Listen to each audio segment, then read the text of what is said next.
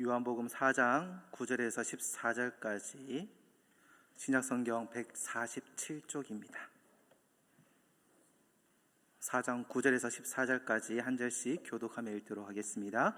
사마리아 여자가 이르되 당신은 유대인으로서 어찌하여 사마리아 여자인 나에게 물을 달라 하나이까 하니 이는 유대인이 사마리아인과 상종하지 아니함이러라. 예수께서 대답하여 이르시되 내가 만일 하나님의 선물과 또 내게 물 좀 달라 하는 이가 누구인 줄 알았더라면 내가 그에게 구하였을 것이요 그가 생수를 내게 주었으리라. 여자가 이르되 주여 물기를 그릇도 없고 이 우물은 깊은데 어디서 당신이 그 생수를 얻겠사옵나이까. 우리 조상 야곱이 이 우물을 우리에게 주셨고 또 여기서 자기와 자기 아들들과 짐승이 다 마셨는데 당신이 야곱보다 더 크니이까. 예수께서 대답하여 이르시되 이 물을 마시는 자마다 다시 목마르려니와 내가 주는 물을 마시는 자는 영원히 목마르지 아니하리니 내가 주는 물은 그 속에서 영생하도록 솟아나는 샘물이 되리라. 아멘. 네, 제가 본의 아니게 우리 부목사님들한테 커다란 피해를 끼치고 있습니다. 뭐냐면은 가나에서 가나까지 요한복음이 지금 큐티 본문하고 똑같거든요. 오늘 새벽 설교를 준비하면서도 오늘 이 본문하고 딱 겹쳐가지고 뭘 설교해야 되지? 되게 힘들었어요. 근데 저야 제가 설교하는 거니까 제가 제 걸 피해가면 돼요. 근데 저기 두 분은 내가 뭘 설교를 할지 모르니까 피해갈 수도 없고 정통으로 찌를 수도 없고 애매한 상황이 연출되고 있습니다. 그 말씀이 오늘 끝이 납니다. 제가 오늘 새벽에 두 가지 마음이 있었습니다. 왜냐면은 진짜 오늘 이 본문하고 같이 정통으로 걸리다 보니까 제가 그 부분에서 일부분만 딱 얘기를 하고 나머지 부분은 오늘 얘기해야 되니까 안 하고 넘어가면서 설교를 준비하면서 이제 눈이 계속 내려가지고 말씀은 기가 막히게 준비를 했는데 제 스스로는 기가 막히게 준비했는데 이거를 많은 사람이 들어야 되는데 눈이 오니까 많은 사람이 안 들어야 되겠고 준비를 하는 입장에서는 많은 분들이 듣고 은혜를 받았으면 좋겠고 상황을 봤을 때는 아무도 없어가지고 차라리 설교를 안 했으면 좋겠다는 마음도 있고 묘하더라고요. 설교를 준비하는 내내 그런 마음이 들었었는데 딱 강단에 섰는데 너무 감사했어요. 몇 명? 2명인가 3명인가? 사택 식구 빼놓고 사택 식구를 제외하고 두 분인가? 제가 받는 건 2분인데 3분이라고 하시는 분도 계셔가지고 2-3분 정도가 앉아 계시는데 그분들한테 감사하기도 하고 미안하기도 하고 고맙기도 하고 이 복잡한 감정이 소용돌이치더라고요. 거기서 뭔가를 말을 하면은 설교하는데 너무 힘들 것 같아서 아무 말도 안 하고 그냥 평상시처럼 설교를 했었거든요. 오늘 이 말씀 이제 마지막 마무리 되는데 오늘 얘기할 것은 2가지입니다. 아까 전에 지난주에 얘기하지 못했던 이 사마리아의 여인에 대한 마지막 하나 남았는 오해 그거를 해결을 할 거고요. 그리고 또 하나를 더 할 것은 바로 뒷절에 이어지는 왕의 신하에 대한 이야기를 하려고 합니다. 이 2가지를 얘기하려고 하는 것이니까 여러분들이 기억하고 들으셨으면 좋겠습니다. 그런데 또 드는 생각이 3번째 오해라 그러는데 그 목사님 첫 번째, 2번째는 뭐였습니까? 그럴 수도 있을 것 같아서 잠시 언급하면은 첫 번째 오해가 예수님이 이 사마리아 여인을 만났던 시간이 낮 12시가 아니고 낮이 아니고 저녁 때였다. 죄송합니다. 한낮이 아니고 저녁 때였다라는 것들을 말씀드렸고, 그러면서 이제 부끄러워서 음란한 여인이기 때문에 사람들의 눈을 피해서 이 낮에 왔던 것이 아니라 이 여인이 어떤 여인?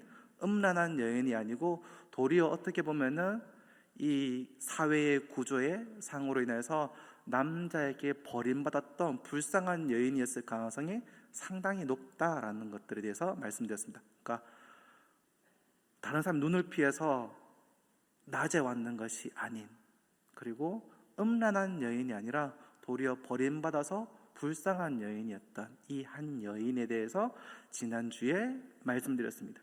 그리고 오늘 얘기할 것은 4장 29절입니다.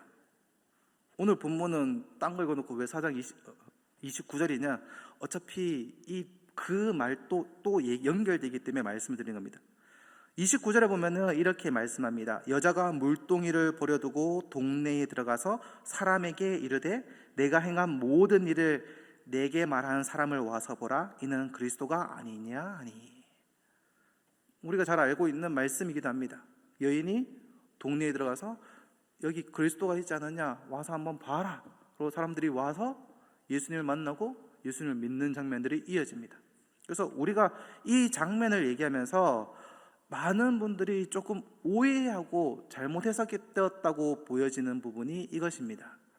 우리가 총동원 전도주일이나 이런 것들처럼 이 여인이 예수님을 만나서 변화되어서 힘있게 복음을 전했다. 그러니까 복음을 전하니까 사람들이 돌아와가지고 예수님을 믿었다라는 겁니다. 그러면서 우리도 이 여인처럼 변화되어서 힘있게 복음을 전합시다 라고 말합니다. 물론 복음 전도의 열정과 그리고 복음 전하는 당위성에 대해서는 부인할 수 없는 말입니다. 그런데 오늘 본문이 과연 그 얘기를 하고 있느냐라는 겁니다. 오늘 4장 29절 자체가 여인이 복음의 열정에 충만해서 복음을 전하고 있는 장면이냐라는 겁니다. 제가 봤을 때는 그게 아닌 것처럼 보인다는 겁니다. 왜냐하면은 이게 오늘 우리나라 번역에 보면은 그리스도가 아니냐라고 말하고 있어서 복음을 열심히 힘있게 전한 것처럼 보이잖아요. 근데 이 헬라어 번역은요, 애매하게 나와 있습니다. 여기는 우리가 이는 그리스도가 아니냐라는 우리 기억개정의 번역이 되어 있는데, 헬라어에 보면은 이게 그리스도가 아니냐 할 때 아니라는 말이 이제 헬라어로 메티라는 단어를 쓰고 있거든요. 그러니까 아니냐, 맞다 이런 말인 것처럼 보여지는데 이 말이 헬라어 의문사입니다. 헬라어 들어오는 거 좀 머리 복잡해지는데 이것만 하고 끝나요. 더 이상 안 나옵니다. 걱정하지 마시고 얘기를 하는데, 이게 언제 부정적인 대답을 이끌어내려고 할 때 이 말을 쓴다라는 겁니다. 뭐요? 이 말을 했을 때는 아니, 그건 아니지 라는 말이 대답을 유추하려고 할 때 메티라는 이 단어를 쓴다라는 겁니다. 여인이 그리스도를 만나고 동네에 들어와서 그리스도를 얘기할 때 동네 사람들에게 이 사람이 그리스도가 아니다, 그렇지 않느냐, 그러니까 그리스도이다, 그리스도니까 와서 만나보라가 아니라 그리스도가 아닌 것 같다, 너희들도 한번 가서 보면 어떨 것 같니? 그러니까 아니다라는 대답을 원하고 있다는 겁니다. 이 말이 좀 헷갈릴 수가 있는데요, 동일한 메티라는 단어가 쓰여져 있는 성경 구절이요, 마태복음 7장 16절하고 누가복음 6장 39절에 있습니다. 많이 있습니다. 많이 있는데 그냥 대표적인 것만 불러오면은 이 7장 16절에 그의 열매로 그들을 알지니 가시나무에서 포도를 또는 엉겅퀴에서 무화과를 따겠느냐 할 때 이 느냐라는 말이 메티라는 단어를 쓰고 있습니다. 생각해 보십시오. 가시나무에서 포도 열매를 딸 수 있습니까? 엉겅퀴에서 무화과 열매를 얻을 수 있습니까? 아니라는 대답을 원하고 있는 거죠. 그때 이 메티라는 단어를 쓴다라는 거죠. 그 이어지는 이게 또 누가복음 6장 39절도 똑같습니다. 또 비유로 말씀하시되 맹인이 맹인을 인도할 수 있느냐, 이 느냐라고 하는 그 단어도 똑같이 무슨 단어? 메티라는 단어를 쓰고 있습니다. 맹인이 맹인을 이끌 수 없다, 아니다 라는 대답을 원할 때에 이 단어를 쓰고 있어요. 그럼 사마리아 여인이 동네에 들어가서 이 사람이 그리스도가 아니냐, 그리스도일까? 아니, 그리스도가 아니야 라는 말을 하고 있다는 겁니다. 근데 많은 학자들이 이 말에 대해서 그렇게는 이 용례가, 이 메티라는 단어가 그렇게 사용되고 있긴 하지만, 그거는 맞아. 하지만 이 본문은 예외적인 거다라고 얘기합니다. 예외는 항상 있잖아요. 규칙이 있지만은 항상 다르게 사용될 때도 있으니까 많은 복음주의 학자들은 이것을 아니 그렇지 않다라고 얘기합니다. 그러니까 그렇지 않다라고 얘기를 하는데, 일단 이 말을 제가 얘기했던 이 매티라는 단어를 똑같이 쓰고 있는 게 영어 성경에 보면은 NASB라는 영어 번역이 있습니다. 그 번역에는요, 똑같이 이 사람은 그리스도가 아니다, 그렇지? 라고 얘기하고 있고요. 동일하게 영국의 NRSV도 그는 메시아일 수 없다, 그렇지? 라고 번역을 하고 있습니다. 영어 성경에. 그런데 많은 학자들이, 다수의 요한복음 학자들은 이것을 견해를 받아들이지 않고 이거는 예외적인 거다라고 얘기하면서 조금 모던하게, 그 다음에 좀 그것들을 약간 죽여서 얘기합니다. 어떻게 해요? 우리가 너무나 잘 알고 있는 NIV, ESV 이런 성경에서는 그 말들을 받아들여서 조금 부드럽게 얘기를 합니다. 왜냐하면 예수님과 이 여인이 서로 얘기하고 있었던 이 장면, 문맥적인 장면들을 보았을 때에 그래도 이 여인이 예수는 그리스도가 아니다, 그렇지? 라고 얘기하지는 않을 것 같다라는 거죠. 그래서 이 말들을 받아들였던 것이 NIV와 ESV인데 이 말들을 좀 점잖게 번역합니다. 그래서 우리나라 말로 바꾸면은 이 사람이 혹시 그리스도일 가능성이 있지 않겠느냐라고 얘기합니다. 아니면은 이분이 그리스도일 수도 있지 않을까라고 합니다. 그러니까 그리스도일 가능성이 있다라는 말로 얘기를 하고 있다라는 거죠. 근데 100번 양보해서 그리스도가 아니다, 그러니까 부정적인 말을 쓰는 것이 아니다라고 할지라도 생각을 해보십시오. 이 여인이 그리스도가 아닐까? 라고 얘기했잖아요. 주현희 전사님, 누가 복음을 전해야 이분이 목사님이 아닐까? 하면 신뢰가 돼요, 안 돼요? 안 돼요. 그렇잖아요. 이분이 목사님이야, 정말 잘하는 분이야, 신천지 얘기하는 것처럼 진짜 기가 막힌 선교사님 있어, 이렇게 얘기해도 만나서 얘기를 할까 말까인데 그리스도가 아닐까? 라고 얘기하고 있잖아요. 그러니까 이 복음을 전하는 데 있어서 가능성, 확신을 한 게 아니고 이 사람이 그리스도일 가능성이 좀 있지 않을까라고 이렇게 말을 했는데 동네 사람이 어떻게 됐습니까? 그 사람들이 와서 예수께 와서 더욱 굳게 믿게 되는 겁니다. 그 말을 듣고 믿고 예수님을 만나서 더 굳게 믿어지는 놀라운 복음의 역사가 이 사마리아 이 마을 가운데 벌어졌다라는 겁니다. 이 여인이 엄청난 복음의 확신을 가지고 내가 이 예수 그리스도를 전해야지 힘있게 전했는 게 아니잖아요. 그리스도일 수도 있지 않을까? 한번 만나 볼래? 좋을 것 같은데. 거의 이 정도인 거야. 우리 교회에 온데이라고 저기 있는데 한번 와 볼래? 거의 이 느낌?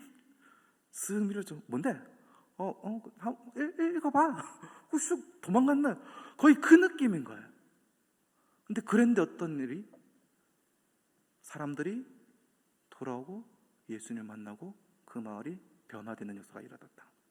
이게 무엇을 말하는 겁니까? 사람의 능력에 있지 아니하고 하나님의 능력에 있다라는 것을 우리에게 말씀하고 있는 겁니다. 이 말씀이 사마리아의 복음화가 단순히 이 여인이 주인공이 아니라 바로 이 여인을 들어서 사용하시는 예수님이 주인공이라는 사실들을 우리에게 말씀하고 있는 겁니다. 그리고 이 여인을 바라보면 정말 자세히 살펴보다 보면 속이 뒤집어집니다. 왜요? 말귀를 정말 못 알아듣습니다.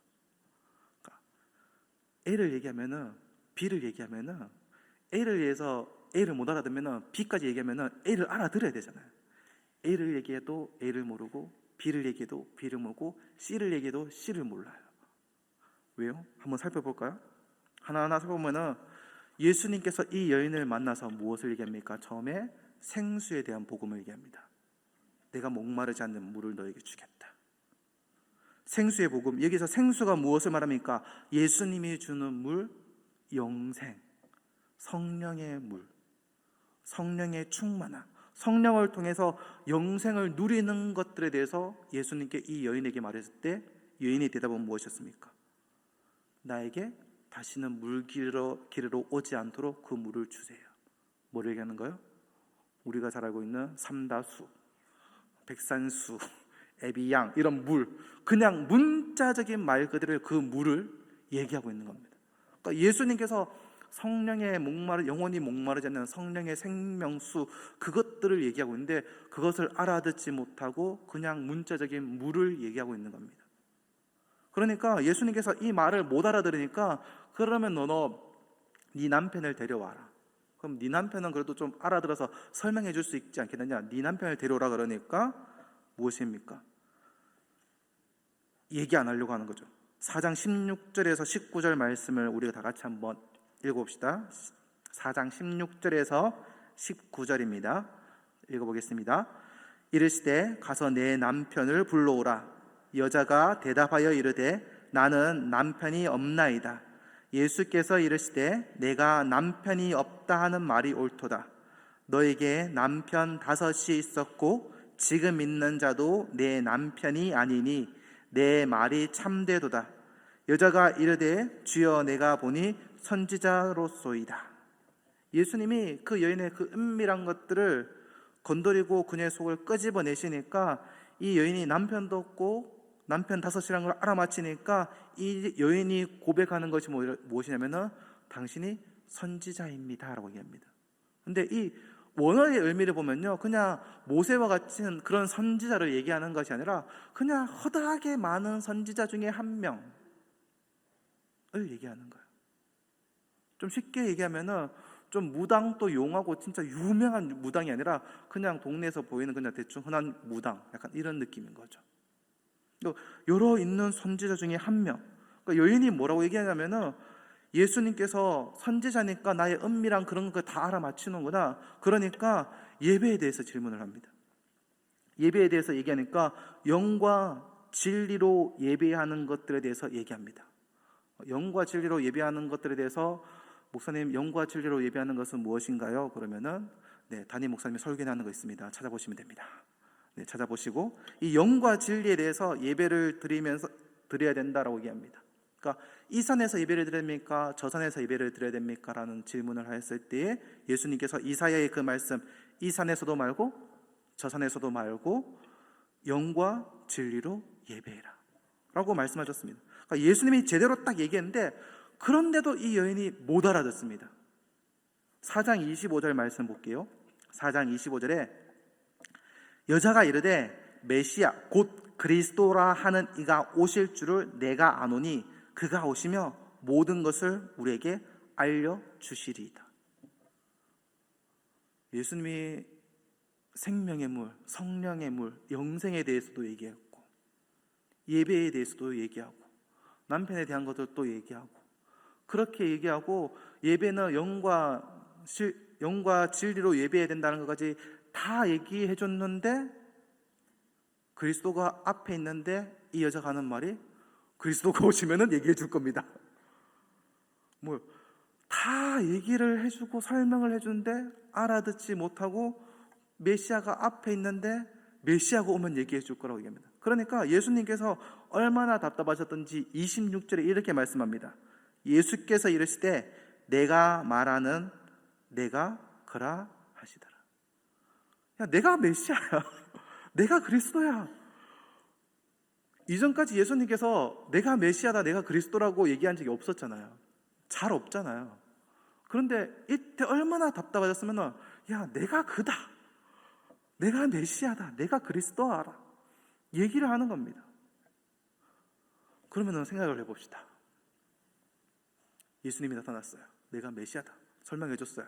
그러면은 어쩌면은 우리가 생각할 수 있는 당연한 장면은 예수님께 엎드려 경배하거나 예수님을 만나서 감사하거나 예수님 어서 오세요라고 얘기하거나 감사하거나 뭔가 경배를 하거나 뭔가 그런 것들을 할 것 같잖아요. 근데 이 여인이 했던 행동은 무엇입니까? 내가 어리석어서 못 알아봤습니다. 그런 말을 하는 것이 아니라 어디요? 물동이를 내버려 두고 동네에 가서 하는 말이 뭐예요? 그리스도일 가능성이 있지 않을까? 내가 메시아다라고 얘기했음에도 불구하고 그 말에 대한 확신이 없어서 동네에 가서 얘기했는 말은 그리스도일 가능성이 있지 않을까? 조금 더 심하게 비약하면은 그리스도가 아니다. 그렇지 않니? 이렇게 얘기하고 있는 거야. 그런데 어떻게 돼요? 역사가 일어나죠. 사마리아가 변하죠. 그 동네가 변합니다. 이 어떻게 보면 작은 믿음, 부족한 믿음, 확신이 없는 그 믿음도 그런 믿음일지라도 부족한 인생일지라도 예수님 손에 붙들린 바가 된 사람이면은 어떻게 돼요? 하나님이 일하시고 예수 그리스도가 역사하시고 그 일들이 일어난다는 겁니다. 이 말은 우리에게 적용시키면 어떻게 됩니까? 내 인생의 주인공은 내가 아니다라는 거예요. 내 인생의 주인공, 내 사역의 주인공은 내가 아니다. 내가 부족하고 내가 연약하고 내가 못할 것 같은데 내가 하나님께 바쳐지면 하나님께서 그 부족한 자를 사용하셔서 하나님의 뜻을 이루신다는 겁니다. 하나님이 이루신다는 거예요. 하나님이 역사하신다는 거예요. 그러니까 나의 부족함, 나의 연약함, 내가 뭐 어설픈 거 그런 것들을 우리가 집중해야 되는 것이 아니라 누구를? 예수 그리스도를 집중해야 된다는 거예요. 예수님 한 분을 우리가 생각하고 기억하고 바라봐야 된다는 겁니다. 어쩌면은 우리가 이 장면을 보면은 느껴지는 것들이 있죠. 참 죄송한 얘기지만은 전도의 은사가 있으신 장로님, 권사님들이 있으시지만은 참 많은 많은이라는 표현은 뺄게요. 장로님, 권사님들 중에서 교회 오래 다니신 분들 중에서 전도가 잘 안 되시는 분들이 계십니다. 그렇죠. 어떻게 보면 전도가 잘 안 된다라기보다는 내 주위에 하나님을 믿는 사람이 아니 하나님을 안 믿는 사람을 찾아보기가 어려운 것들도 있죠. 왜요? 나의 인간관계는 거의 대부분 교회에서 믿는 사람들하고 연결되어지니까. 그러다 보니까 복음을 전하는 것들이 어떻게 보면 전도하는 것들이 조금 더 힘듭니다.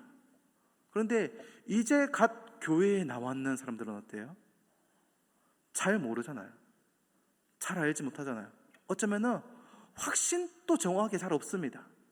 그런데 그럼에도 불구하고 도리어 전도는 더 잘 한다라는 겁니다. 이게 우리에게 생각되어지는 것은 무엇입니까? 나의 연약함, 나의 부족함, 내가 잘 모르니까 그래도 괜찮다는 겁니다. 하나님이 있으시면, 예수님이 있으시면은 하나님이 역사하신다라는 겁니다. 자, 이제 첫 번째 사마리아 여인, 세 번째 오해가 이제 끝나고 이제 왕의 신하에 대해서 얘기를 하려고 합니다. 이 왕의 신하가 4장 43절에서 53절까지 이야기인데, 이 왕의 신하가 자기 아이가 아프다라고 하면서 예수님께 나옵니다. 나오는데 여기서 두 종류의 믿음이 나옵니다. 50절에 그 믿음이 나오고 53절의 믿음이 나오는데요. 50절의 믿음은 49절을 보면 나와 있습니다. 4장 49절에 보면 왕의 신하가 이르되 주여 내 아이가 죽기 전에 내려오소서 그렇게 말씀하니까 50절에 예수님께서 이렇게 말씀합니다. 예수께서 가라 네 아들이 살아있다 하시니 그 사람이 예수께서 하신 말씀을 믿고 가더라 라고 되어 있습니다. 그리고 어떻게 됐어요? 실제로 그 아이가 살아납니다. 그런데 53절에 보면은 그의 아버지가 예수께서 내 아들이 살아있다 말씀하신 그때인 줄 알고 자기와 그 온 집안이 다 믿으니라. 이상하죠. 50절에 믿고 갔는데 53절에 온 집안이 다 믿었다 라고 되어 있습니다. 두 가지의 믿음을 거죠. 믿었는데 또 믿습니다. 무슨 말입니까? 앞에 믿음, 50절의 믿음은 예수님이 치료해 주실 것들을 믿고 갖는 거죠. 그리고 그 치유의 모습을 보고 두 번째 믿음은 예수님이 하나님의 아들 그리스도이신 것을 믿었다라는 겁니다. 표적을 보고 그 이적을 보고 믿었는 겁니다. 참 믿음에, 그런데 우리가 이적 보고 기적 보고 믿을 수 있지, 그게 뭐 어렵다라고 생각할 수도 있잖아요. 그런데요, 우리 주위를 보십시오. 멀리 갈 것도 없잖아요. 우리 주위에도 기도하다가 내 병이 나으면 예수님 믿을 거야 라고 얘기를 해놓고 실제로 병이 낫고 예수님을 믿지 않는 사람들이 생각보다 많습니다. 그렇잖아요. 뭔가 이적을 보여주면 내가 믿을게 그러놓고 그 이적을 보고 나서도 안 믿습니다. 죽은 사람이 살아나면 살아났는 걸 그 현장에서 바로 봤으면 믿을까요? 죽은 사람이 살아났는데, 실제로 죽은 사람이 살아났는데 다 믿으면요, 예수님께서 진짜 사람들에게, 우리들에게 능력을 주셔서 죽은 사람들 번쩍번쩍 살려내는 그 일들 계속 하실 거예요. 근데 예수님은 알고 있습니다. 뭐요? 죽은 사람이 살아나도 안 믿는다라는 것을. 우리가 너무나 잘 알고 있잖아요. 요한복음 11장의 나사로의 사건. 요한복음 11장 45절 46절에 이렇게 말씀하고 있습니다. 마리아에게 와서 예수께 하신 일을 본 많은 유대인이 그를 믿었으나 그 중에 어떤 자는 바리새인에게 가서 예수께서 하신 일을 알리니라. 많은 유대인들이 예수님을 믿었습니다. 그런데 어떤 자들은 바리새인들에게 가서 이 일들이 일어났다는 것을 알리는 겁니다. 그러니까 믿지 않은 거죠. 믿지 않고 그 일들을 그냥 행했던 거죠. 우리는 죽은 사람이 살아난 것을 보지 못했습니다. 근데 그렇지만 우리는 믿고 있죠. 근데 죽은 사람이 살아났는데 그것을 보고도 못 믿는 사람들이 있습니다. 그래서 우리는 믿음은 하나님께서 우리에게 주신 선물이다라고 말하는 겁니다. 정말 선물인 거죠. 하나님이 우리에게 선물로 주지 않으면 우리는 안 받잖아요. 못 받잖아요. 그럼에도 우리는 믿잖아요. 그거는 정말 감사한 일인 거죠. 근데 이 믿음이 나오는데 여기서 특이한 것은 이 아이가 아팠다가 고침을 받잖아요. 그런데 이 표현을 뭐라고 얘기하냐면은 죽었다가 살아났다. 그러니까 병들어서 아픈데 계속 죽겠다라고 얘기하고 치료받았고 회복되었는데 살아났다라고 말합니다. 47절에 보면 이렇게 말씀합니다. 내 아들의 병을 고쳐주소서 하니 그가 거의 죽게 되었습니다. 그러면서 50절에 뭐라 말하니까 예수께서 이르시되 가라 내 아들이 살아있다. 50절, 51절, 53절에도 계속 살아있다라는 표현이 이어집니다. 이것은 무엇을 말합니까? 병과 치유가 죽음과 생명하고 연결되어져 있는 겁니다. 다른 복음서에서 보면은 예수님께서 계속 병 고치는 사역들을 합니다. 어쩌면은 하늘나라의 천국 복음을 계속 얘기해주고 전해주어도 시간이 모자랄 것 같은데 예수님께서 끊임없이 다니면서 병 고치는 사역을 계속하고 계시거든요. 근데 이 일들을 왜 계속하고 계시는가라는 것을 요한복음식으로 바꾸어서 바라보면 복음이라는 것은 결국 뭐냐면 죽음이 생명으로 바뀌는 거라는 겁니다. 죽음이 생명으로 바뀌는 것, 그것이 복음이다. 육체의 죽음이 생명으로 바뀌고 이 일들을 가시적으로 눈으로 보게 되고 그 일들로 인하여서 이 일들이 하나님이 역사하신 죽음이 생명으로 바뀌는 것을 사람들에게 보여주고 있는 겁니다. 병이 죽음으로 가는 길이잖아요.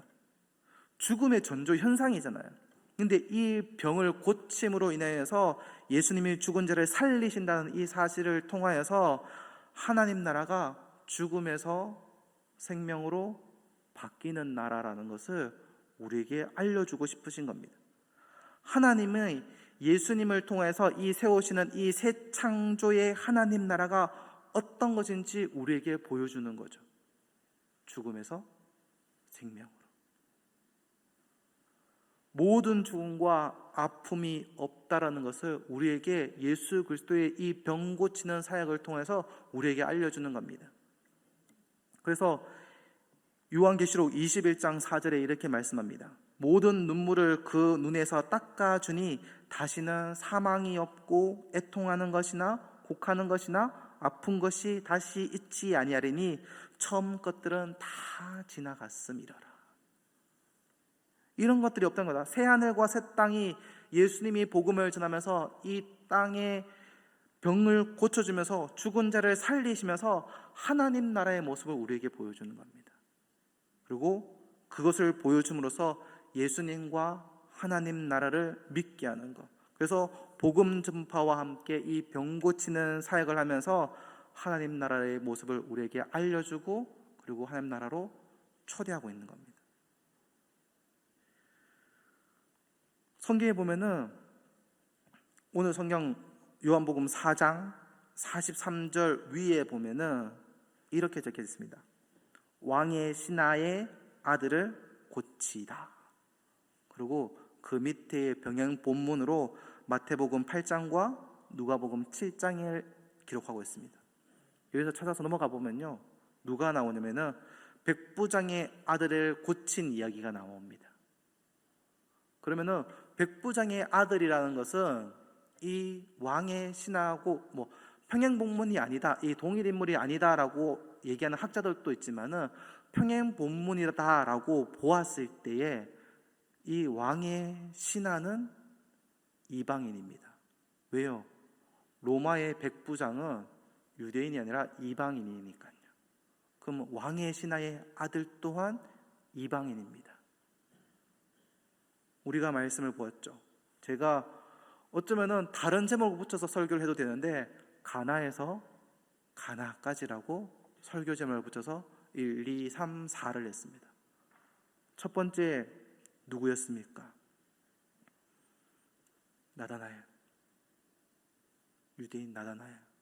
그 다음에 랍비인 니고데모, 이방 여인인 사마리아 여인 나오고, 그리고 누구?